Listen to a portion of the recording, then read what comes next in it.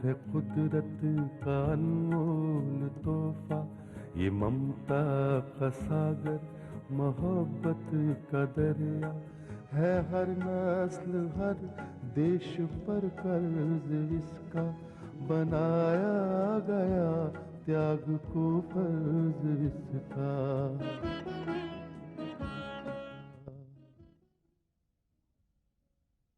Daddy, आज हम एक ऐसी शर्मनाक शिकस्त पर हैं जहां से अगर हम बाहर नहीं निकले तो इस दुनिया की नजरों में हमेशा के लिए मुजरिम करार कर दिए जाएंगे। और वो लोग जो मुजरिम थे, जिन्हें अदालत ने बेदाग बरी कर दिया, उनके हौसले और बुलंद हो जाएंगे। अंकल, राजेश बिल्कुल ठीक कह रहा है। इस मुकदमे ने मेरे और रूपा के करियर पर एक सवालिया निशान लगा दिया है। हमारी झुंझलाहट यह है कि मुजरिम ना सिर्फ शातिर है बल्कि पैसे वाले हैं, रसूख वाले हैं, और अपने पैसों और रसूख के बल पर सच को बहुत आसानी से झूठ में बदल सकते हैं। अंकल, इस मुकदमे ने हमारे मोराल को ही कमजोर कर दिया है। बेटे, जुर्म चाहे कितना ही बड़ा क्यों ना हो, जब तक वो साबित नहीं होता वो जुर्म नहीं कहलाता। इतिहास गवाह है कि जब जब जुर्म और कानून की जंग हुई है, तब तब ताकतवर मुजरिमों ने इंसाफ का खून कर दिया और वो बड़ी दिलेरी के साथ समाज में अपनी शराफत का ढिंडोरा पीटते रहते हैं। मगर मुजरिम हर बार यह भूल जाता है कि वो अपने हर कदम के पीछे अपने जुर्म के निशान छोड़ जाता है। अब ये अदालत का काम है कि वो उन निशानों को तलाश करे, उन्हें परखे और उन्हें सबूतों में बदल दे। अंकल, नम्रता और अधिकारी मेरे जाती दुश्मन हैं। जब मुझे पता चला कि सभा को चाय पर बुलाया गया है ना, तो मुझे लगा कि उनके पर्दाफाश होने का वक्त आ गया है। हम उन्हें पकड़ने में कामयाब भी हुए, लेकिन कानून के हाथ से वो बच गए। मुझे इस बात का कोई अफसोस नहीं है, और ना ही इस बात का अफसोस है कि मुझ पर उन दोनों को फंसाने का इल्जाम लगाया गया है। अगर मुझे अफसोस है तो इस बात का कि इस साजिश में एक मासूम लड़की की भेंट चढ़ गई है। अंकल, आप नहीं जानते किस तरह उन लोगों ने सबा और इसके घर वालों की जिंदगी तंग कर रखी है। अदालत ने इस पर ऐसा इल्जाम लगाया कि यूं समझ लीजिए कि उसे बदनामी या बदचलनी का सर्टिफिकेट दे दिया गया है। इसके माथे पर लिखा गया है कि ये आवारा है, बदकिरदार है। और आप ही सोचिए, दुनिया इस तरह की लड़की के साथ क्या सलूक करेगी। इसका अंदाजा तो वही लगा सकता है जो सबा के घर गया हो, जिसने लोगों को उस पर ताने कसते हुए सुना हो। और अंकल, ये किस्सा खत्म नहीं होगा। दुनिया की उंगलियां इस पर उठती ही रहेगी और इसके सामने शर्म से सर झुकाने के सिवाय और कोई रास्ता नहीं होगा। बद अच्छा होता है, बदनाम बुरा। प्रगति बेटे, जो बात तुम महसूस कर रही हो वही मैं भी महसूस करता हूं। क्या तुम नहीं जानती, उस दिन अदालत में हम सब की यही हालत थी। उस दिन वो मुकदमा मैं एक सरकारी वकील की हैसियत से लड़ रहा था, और हो सकता है कि उस दिन हमारी दलीलों के वजन में किसी तरह की कोई कमी रह गई हो, जिसके नतीजे पर झूठी गवाहों की बुनियाद पर फैसले का रुख ही बदल गया। मगर अब ऐसा नहीं होगा बेटे, अब ऐसा नहीं होगा। अभी हमें अदालत के उस फैसले के खिलाफ अपील करना है और सभा की तरफ से यह मुकदमा अब मैं लड़ूंगा। मैं सभा बेटे, यह सच है कि कभी कभी झूठ सच्चाई पर हावी हो जाता है, मगर इसका यह कतई मतलब नहीं कि झूठ की हमेशा जीत होती है। यह भी सच है कि मुजरिम आज अपनी झूठी जीत का जश्न मना रहे होंगे। शायद वो लोग ये नहीं जानते कि इस अदालत के बाद भी अदालतें हैं, इस फैसले के बाद भी फैसले होंगे। वकील साहब, मैं कानून और इंसाफ तो जानती नहीं, मगर इतना जरूर जानती हूँ कि इस दुनिया ने औरत को हमेशा दबाया है, उसे इंसाफ कभी नहीं मिला। मर्द चाहे कितना बड़ा भी गुनाह कर ले, उसे दुनिया कुछ नहीं कहती, और अगर औरत पर एक छोटा सा भी इल्जाम लग जाए तो ये जमाना उसे मुजरिम करार देता है। वकील साहब, आज सबा का भी यही हाल है। वकील साहब, अगर आज सबा के दामन से दाग नहीं धुला तो ये दुनिया वाले उसे जीने नहीं देंगे। वकील साहब, मैं आपसे सबा की जिंदगी की भीख मांगती हूँ, भीख मांगती हूँ। हमने तो बदनामी का हर दाग सह लिया, मगर ये मासूम नहीं सह पाएगी, सब कुछ नहीं सह पाएगी।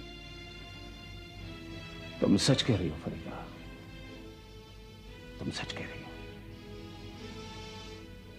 इस समाज में एक बदनाम औरत की जिंदगी मौत से बदतर हो जाती है। समाज में उसके लिए कोई जगह नहीं रहती। सभा पर जो बदनामी के छींटे उड़ाई गई, हम सब जानते हैं कि वो हमारे ही दुश्मनों की एक साजिश थी, जिन्होंने उसकी जिंदगी को बदतर बना दिया। अगर वो अकेली होती, मगर तुम ये भूल रही हो कि आज वो अकेली नहीं है, बल्कि हम सब उसके साथ हैं। और मुझे पूरा यकीन है कि कानून भी उसके साथ है। जिस कानून ने झूठी गवाही की बुनियाद पर उसे रुस्वा किया, वही कानून उसी गवाह की बुनियाद पर उसे उसका खोया हुआ सम्मान वापस देगी। इस बात का मुझे पूरा यकीन है। और उन मुजरिमों को सजा देगी जिन मुजरिमों ने सबा पर ज्यादती की है, उसको अपने जुल्म का निशाना बनाया है। हाँ फरीदा,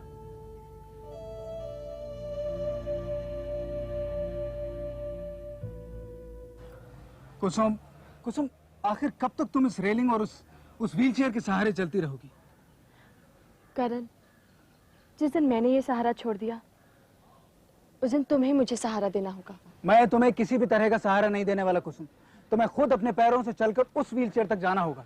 करण, तुम अच्छी तरह से जानते हो कि बिना सहारे के मैं नहीं चल सकती। क्यों नहीं चल सकती? अरे तुम्हें सिर्फ थोड़ा सा कॉन्फिडेंस चाहिए। अगर तुम्हारे अंदर ये कॉन्फिडेंस आ जाएगा, तुम उस व्हीलचेयर तक खुद चलकर जा सकोगे। मुझसे नहीं होगा। देखो देखो कुसुम, आज मेरे सामने एक बहुत बड़े इम्तिहान की घड़ी है। मैं चाहता हूँ कि तुम खुद अपने पैरों से चलकर उस व्हीलचेयर तक पहुंचो।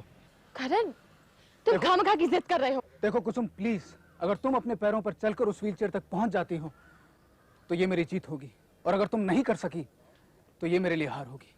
लेकिन करण, मेरी बात सुनो कुसुम, मैं हारना नहीं चाहता। क्या तुम मेरे साथ हो? मैं वहां पर खड़ा तुम्हारा इंतजार करूंगा। करण, करण, मुझे छोड़ के मत जाओ। मैं तुम्हारी कोई बात नहीं सुनूंगा कुसुम। करण, मैं गिर जाऊंगी। तुम नहीं गिरोगी, तुम मेरे पास चलकर आओगी। करण, तुम बेफिक्र की जिद कर रहे हो। मैं कोई जिद नहीं कर रहा कुसुम, तुम मेरे पास चलकर आओ। चलो कोशिश करो, कोशिश करो कुसुम, प्लीज।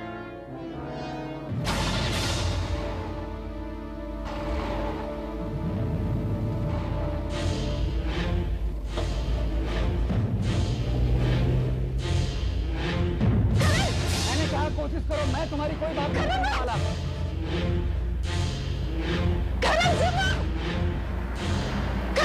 मैंने कहा कोशिश करो, मैं तुम्हारी कोई बात नहीं करने वाला।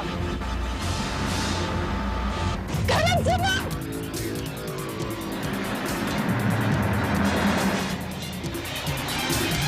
करण।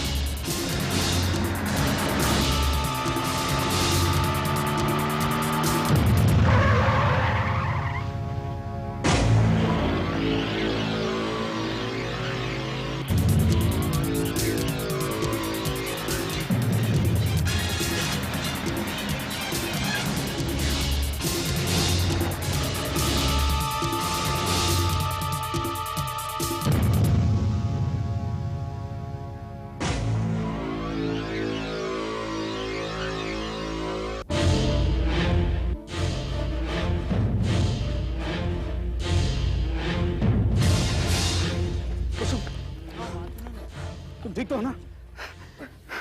तुम ठीक हो ना कुसुम? तुम्हें चोट तो नहीं लगी? ठीक है भाई साहब, आप लोग जाइए। तुम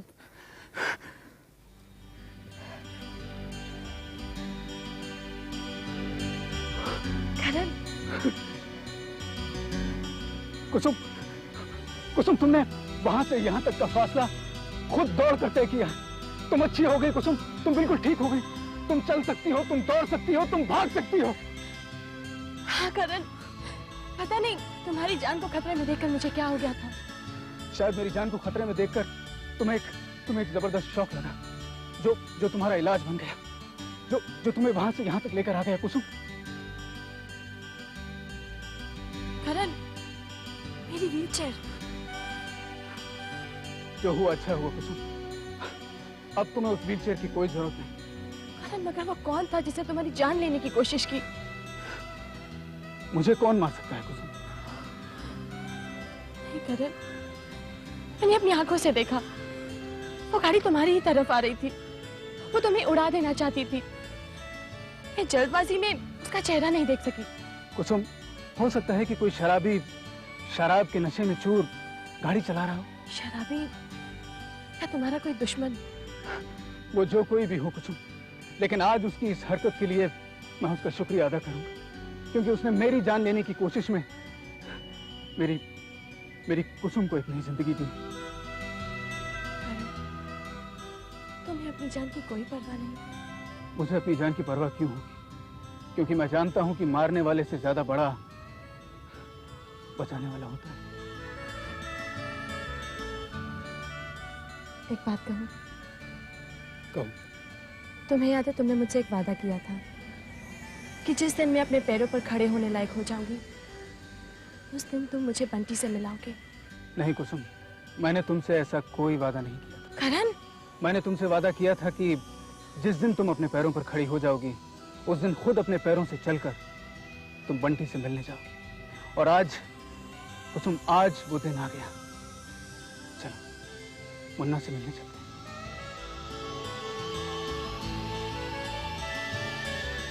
हे, इस तरह से मेरी तरफ क्या देख रही? मुन्ना से नहीं मिली? चल।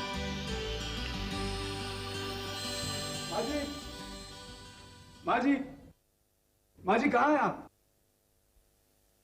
अरे करण बेटे, क्या बात है, आज तो बहुत खुश नजर आ रहा है। माँ जी देखिए हमारे घर पर कौन आया है। कौन आया है? देखिए ना।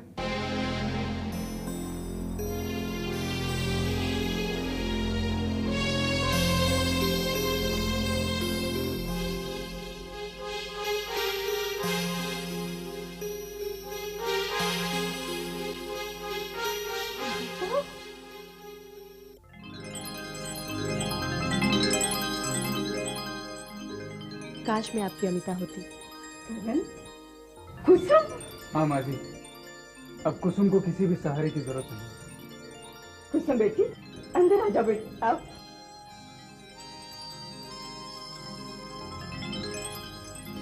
माँ जी, क्या मैं आपको माँ कह सकती हूँ?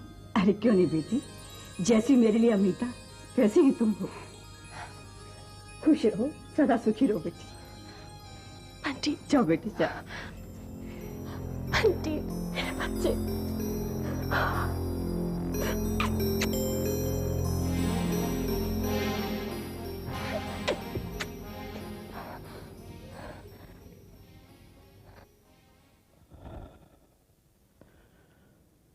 कुसुम का अपने ससुराल चले जाना ही बेहतर होगा।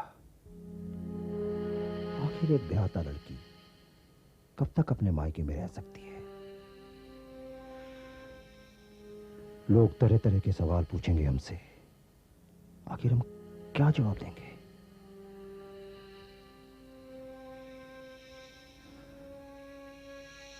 कहां चली गई थी तुम कुसुम? तुम्हें कितनी बार कहा मैंने?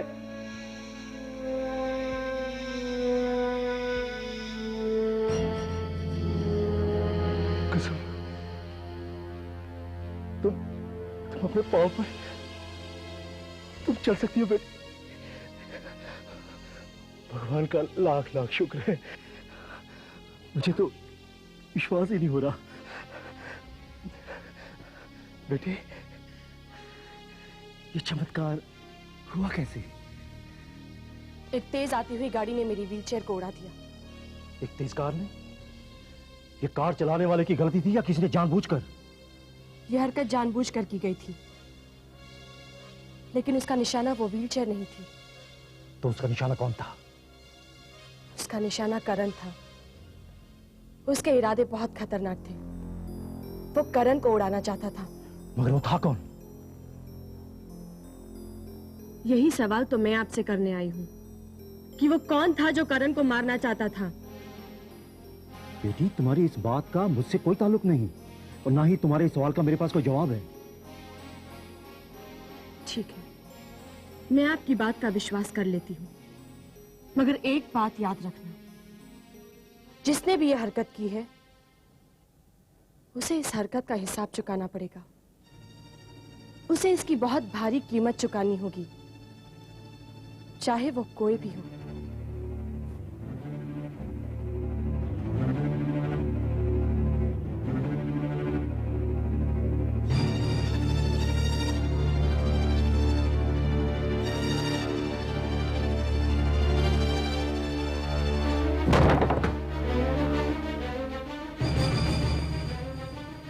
बच गया,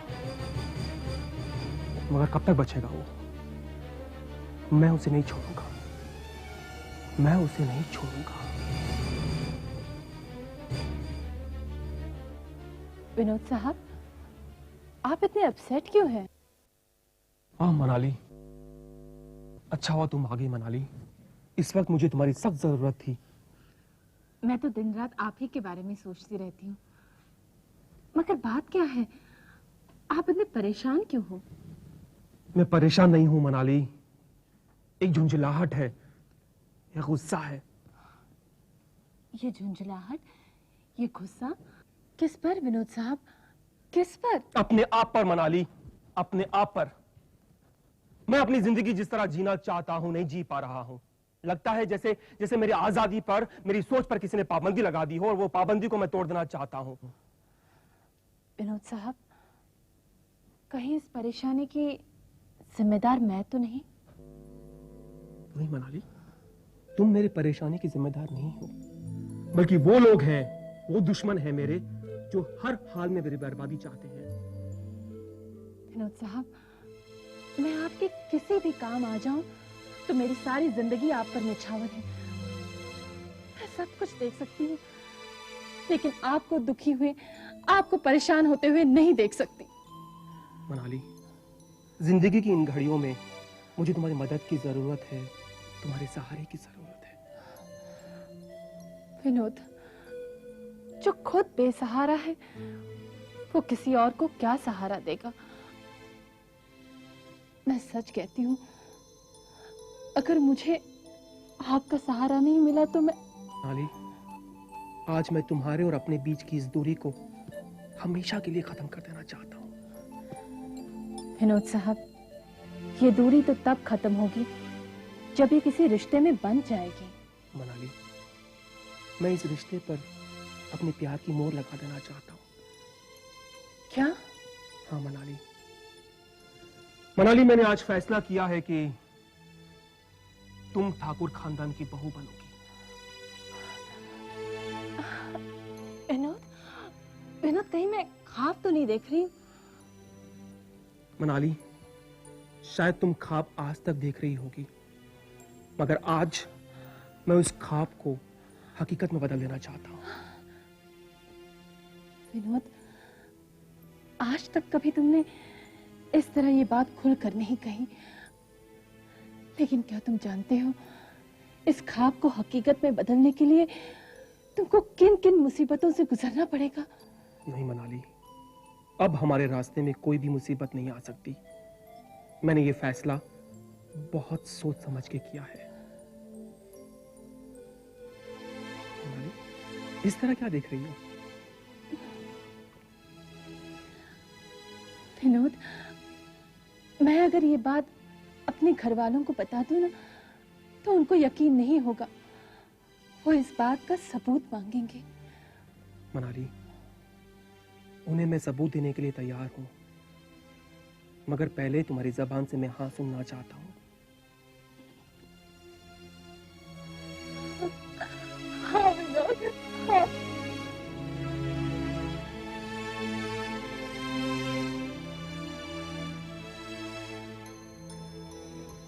एक कहावत है बेटे, 100 सुनार की, 1 लोहार की। हाँ बेटी, अब आया है ऊंट पहाड़ के नीचे। अंकल, विनोद ठाकुर परेशान है उसके अपने कर्मों से। एक तरफ तो वो प्रगति को खत्म करना चाहता है और दूसरी तरफ अपनी बीवी से छुटकारा। और तीसरी तरफ वो तुझसे शादी करके तुझे ठाकुर खानदान की बहू बनाना चाहता है। बेशक शादी से पहले हमारे पास इतनी दौलत तो नहीं है, मगर इसके आसपास तो होना बहुत जरूरी है।